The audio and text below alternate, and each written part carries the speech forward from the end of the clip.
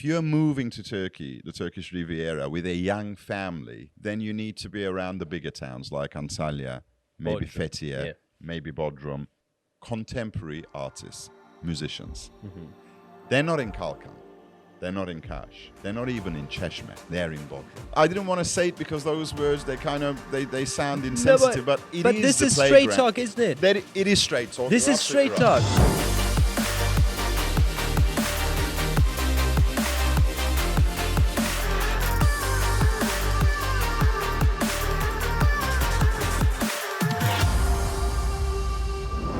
Hello guys, welcome back to another episode of Straight Talk. In this episode, we're in Istanbul, as you can see, with Mr. Cameron Deggin. But Cameron Deggin has been absent for a while. Where have you been, man? On the south coast of Turkey. On the south coast of Turkey, Oh, you know. which happens to be our topic of discussion today. Absolutely. It was rather difficult to actually let go. After 2 months, I spent most of my time around the south coast of Turkish Riviera, along the Turkish Riviera. Most of my 2 months. Now it's with a heavy heart, I have to say. Man, I had to leave it behind. a good portion of that Istanbul. time, we were together. We've We been were to actually, Antalya, yes. Kaş, Although I Kalkan. did spend more time than you. You did. I did, didn't I? Because I'm the worker, you're the boss. I don't know if that's Yeah, the reason. I guess yeah, it's because I love the south coast of Turkey. Well, I mean, I love the south coast. But Cameron, the south coast of Turkey, the southwestern coast of Turkey, is an incredible place. I mean, it is so beautiful and so unique that, you know, it outshines most of the holiday spots in Europe, right? And it is the dream of millions of people, both Turks and foreigners, to have themselves a summer home or a retirement home in the Turkish Riviera. Why is Turkish Riviera so favorable? What is special about this place? Well, I mean, first of all, let's kind of define what makes Turkish Riviera, because there is no common consensus on that, to be honest with you. I mean, when we talk about Turkish Riviera, we tend to be talking about the Mediterranean coast of Turkey plus the Aegean coast. I mean, the Aegean coast itself is actually an extension of the Mediterranean, but since there's a different composition of the water, the terrain is different, then it is separated, the Mediterranean and the Aegean Arguably, coast. it is more beautiful. Well, it has pluses, I should admit. Now, the thing is, we're talking about a 4,000 kilometer long coastline. Yes. And along this 4,000 kilometer long coastline, there are dozens and dozens of towns and cities and villages. And in fact, what is rather interesting to note is that of this 4,000 kilometer coastline, less than 25% is actually known to foreign home buyers or foreign visitors. 75% of this coastline is completely virgin. Well, I wouldn't say completely virgin, but not many people would have visited them except for Turkish people. As far as foreign travelers are concerned, 25% of this coastline is what they know, what they see, and they think it's massive. And if you're asking me why is it so special, to be honest, it's value for money. It is, isn't it? You know, we can open this value for money into possibly 10 subheadings, but at the bottom of it, it's value for money. Not only this particular part of Turkey is known as the cradle of civilization. It's got the Lycian route. It's got possibly more Roman ruins than in Italy. More Roman ruins than in Italy.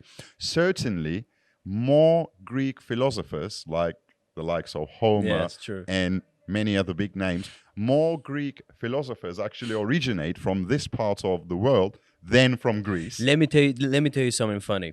I'm from Izmir. Yes. Yeah, and I'm from a small town in Izmir called Menderes. Yes. And we have an ancient settlement called Klaros, okay? Okay. It's called, in Turkish, it's Klaros Bilicilik Merkez. It's like a philosophy center. And allegedly, that's where Homer is from, or that's where Homer has completed great deal of his studies in that town. I am from the same region with that guy. I mean, how crazy is that? And there are so many people from that area that when you think about it, I mean, Santa Claus. Santa Claus is from a little town called Demre, or next to Demre, and there's an ancient little town there called Myra, upon which I named my daughter, as you know. Yeah. Funny enough, I mean, it never it never snows in Demre. No, it doesn't. Yet Santa Claus is Santa Everyone Claus. associates Santa Claus with sledges and 2 meter tall snow. Some Nordic dude.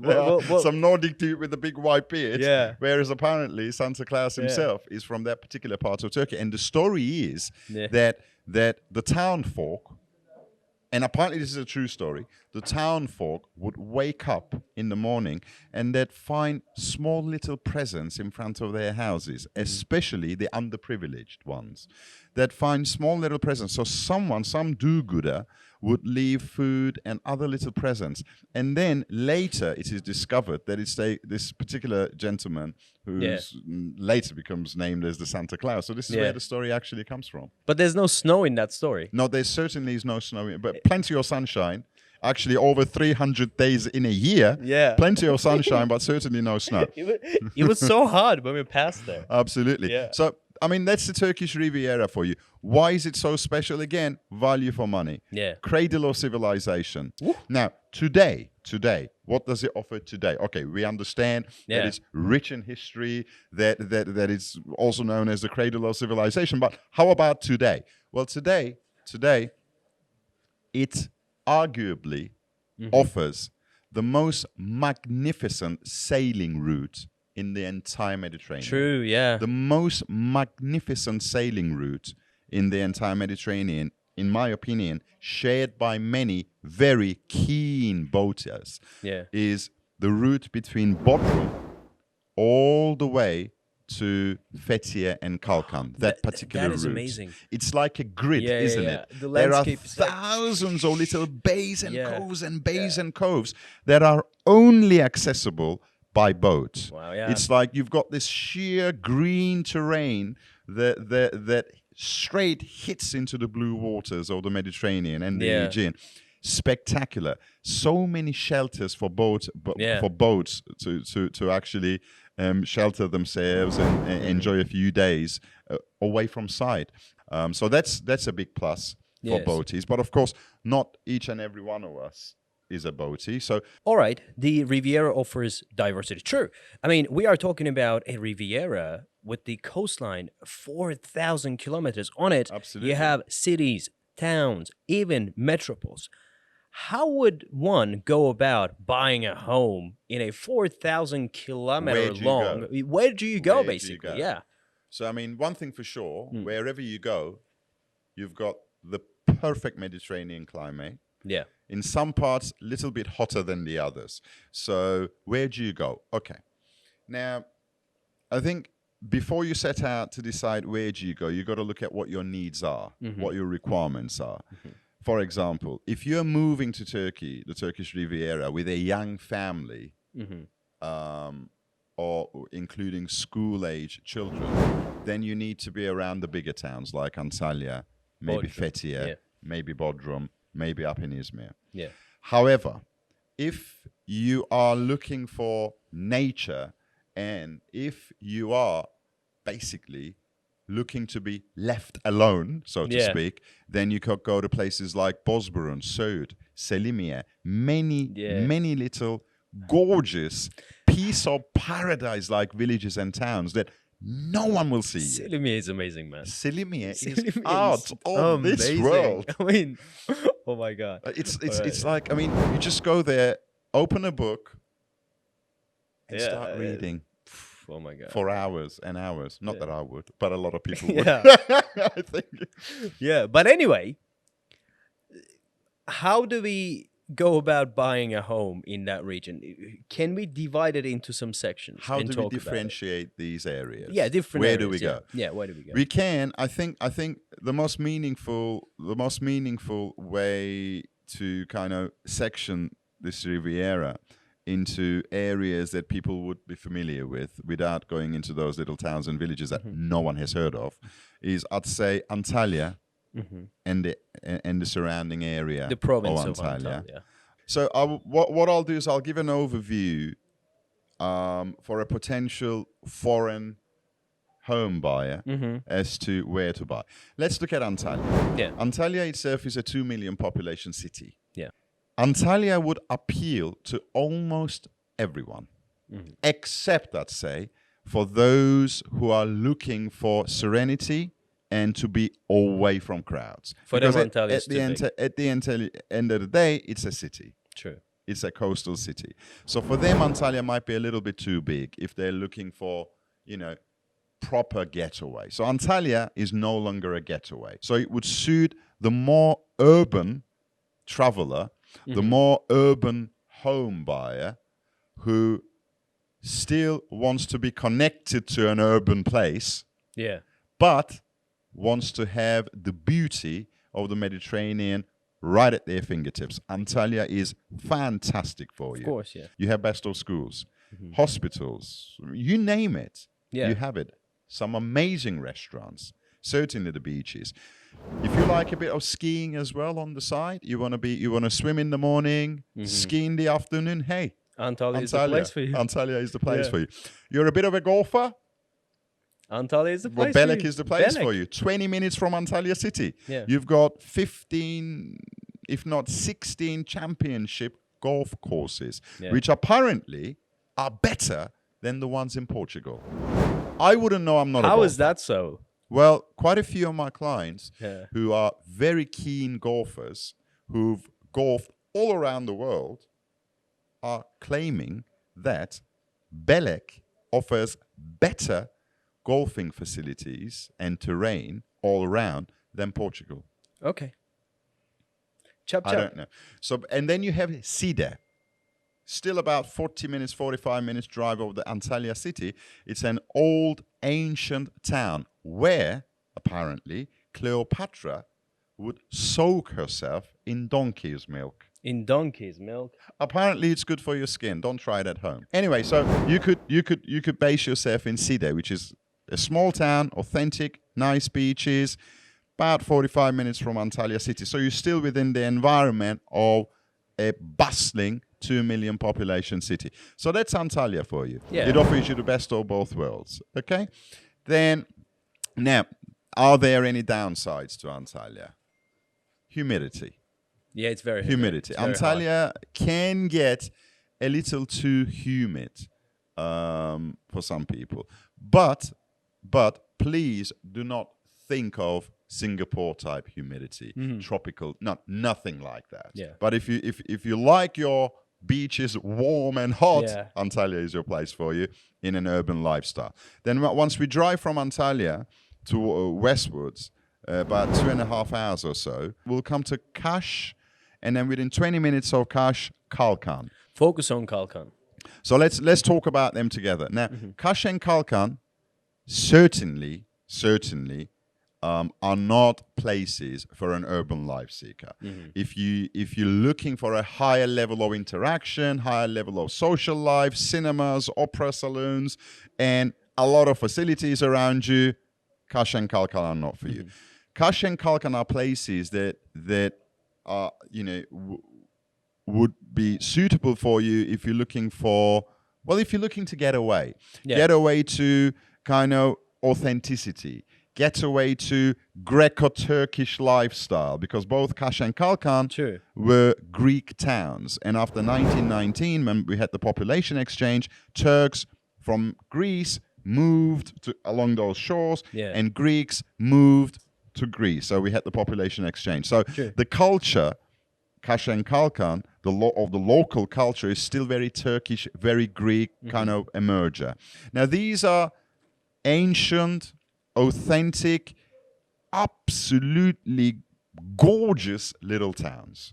But True. nothing much happens in these towns. They have very, very high rental income for those investors who are looking for holiday homes with a good rental edge when Yeah. they're not using it. Oh, fantastic, especially Kalkan.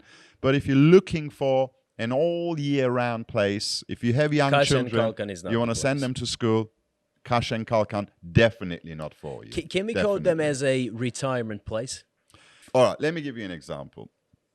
I love Kaş. And I think I told you this before. Yeah. And about 10, 11 years ago, I